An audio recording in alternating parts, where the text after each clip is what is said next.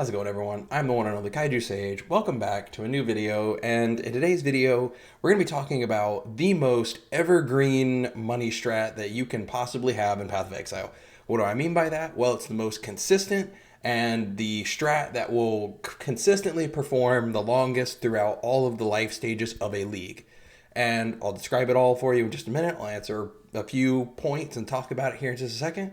If you're new here, don't forget to subscribe and leave a like. I'd really appreciate it and help the channel grow.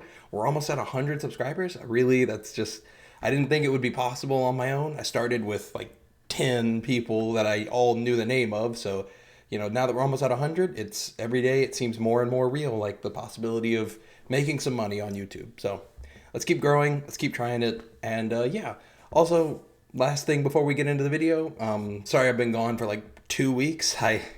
I had trouble with my ISP the week before I went out of town, and so that, tanked an entire week of videos. I had, went out of town and had to come home early because I got COVID when I went to the family gathering that I was going to. It was just like a few of us, and somebody showed up sick. They didn't realize they had tested negative, and then a couple days later they tested again while they were there with all of us, tested positive, and then everybody got sick. All of us had COVID. We've all had COVID for the last week or so. So yeah, it was a disaster. But yeah, what can you do? We move on, we live, we survive. And yeah, this is my second time having COVID, so hey, it's okay. We survive and we keep going. So anyway, all that out of the way, thank you all so much for watching. Thank you for sticking around. I hope you will continue to stick around and support the channel. Let's dive in and talk about the most evergreen money strat, the consistent money generation that you can do pretty much always at any stage of the league, and it will always yield you good results. Let's talk about it. So, what am I talking about? First and foremost, I'll just go ahead and get it out of the way and just say we're talking about producing boss fragments and boss fragment maps. So, things like Conqueror maps, 𝙀𝙓𝙋𝘼𝙉𝘿, Baron, Drox, the Hunter, 𝙀𝙓𝙋𝘼𝙉𝘿, and then producing 𝙀𝙓𝙋𝘼𝙉𝘿 fragments, producing synthesis maps, producing, even if you really want to do something, you can do Maven, things. This is just already up here, and it was 3 extra points, so it's mostly about generating the maps. This is the biggest thing that I was wanting to make this video talking about, as well as talking about just what you can do. This path through here doesn't really matter. I just have this because this was my tree and I kind of just deleted a bunch of things. But basically, while you're here on the right side of the tree, it's really convenient to do a lot of other things. But anyway, let's talk about this first. So, dropping maps. Basically, the reason that it is the most evergreen strategy, the most consistent, it will last you throughout the whole league, no matter what stage of the league it's at, pretty much. It does obviously have a massive start. If you can get there early and start dropping a bunch of fragments, it does tend to kind of drop off a bit, right? As more people sustain a huge bulk of the fragments, the price of it does go down a bit. But even right now, even 1 month or so into the league, these fragments, for dropping for Cirrus fragments, are worth a minimum of 20 chaos apiece. You drop it, if you manage to go through it and get a 10 stack of them, it's just great. You are going to sustain a bunch of currency, a bunch of chaos, just from dropping maps, just from clearing maps, killing the map boss, and then getting a bunch of things. These only really drop from, as you can see, map bosses have a 30% chance to drop a Conqueror map. Map bosses have a plus 3% chance to drop a Elder Guardian, Shaper Guardian map. And then this is also, I believe, map boss. Yeah, final map boss to drop a synthesis map.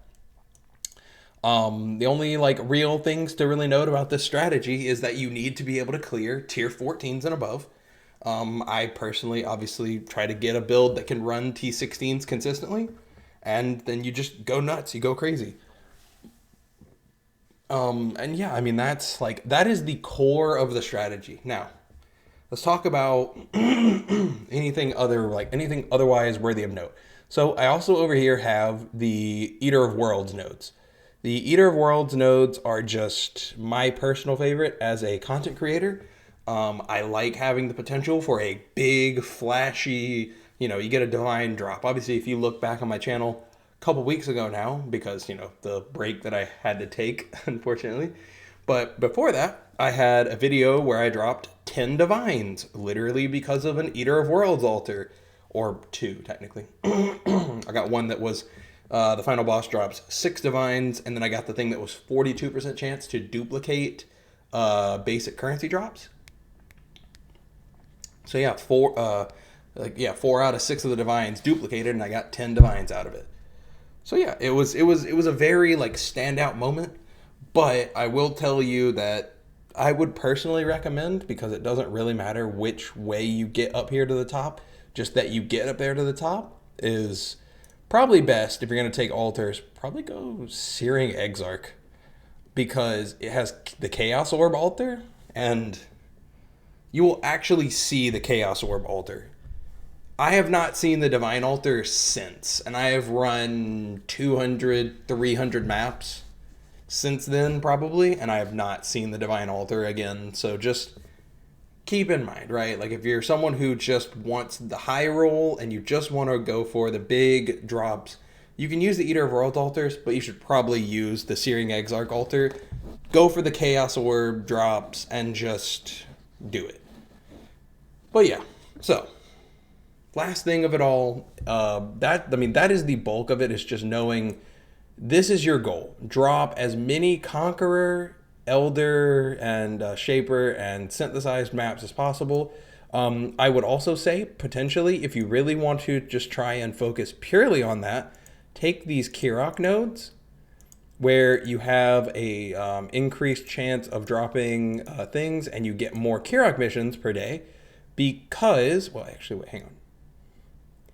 This is just reports. So yeah, anyway, whatever. Take the 𝙀𝙓𝙋 nodes if you really want to just generate a bunch more 𝙀𝙓𝙋 missions. He is actually a pretty good source from your 𝙀𝙓𝙋 missions of getting some extra boss fragments. And yeah, I mean, you can kind of work on the tree a little bit however you see fit. But that's the other point of this, is you have a bunch of points left over here. The reason for that is because now you just pick a mechanic. I blocked everything but Expedition, but obviously you can see I don't have the Expedition nodes spec'd. I would say probably if you're just looking for a pure, it will never be bad, like Atlas tree, and you don't ever want to respec ever, pretty much, then I would say do Expedition. Expedition, focus on 𝙀𝙀𝙃, and 𝙀𝙃 literally sells currency. You just get currency by the pound. I mean, Expedition is the most like bang for bang. You'll like literally just get raw currency, and then with a little bit of trading with other players. So obviously that is one thing that you need to be aware of. You need to be able to trade and sell Conqueror maps and things, and sell maps and stuff. But yeah, like, I mean, you can do whatever you want. Over on the right side of the tree, this is the reason why I also like going to the Eater of Worlds, is because on the right side of the tree, I have a lot of things that I like. I have Harbinger if I want to try to farm for fracturing orbs. I have Expedition, which is just like I said, it's the best pound for pound currency generator that you can get just with no investment other than just Atlas passive points. Expedition will yield you currency. It's so much extra currency. It's great. But you also have access to Breach. You have access to Legion. You have access to Harvest nodes. You have access to what am I thinking of? Abyss. You have access to Abyss if you just want to like power level yourself. You have access to Betrayal if you want to farm Syndicates, and you want to farm Katarina, and you want to farm out Veiled modifiers.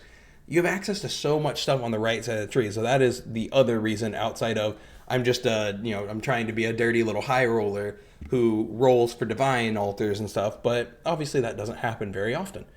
But it can, and so I as a content creator have a vested interest in getting that clickbait, oh, I dropped like 30 divines out of a map or something.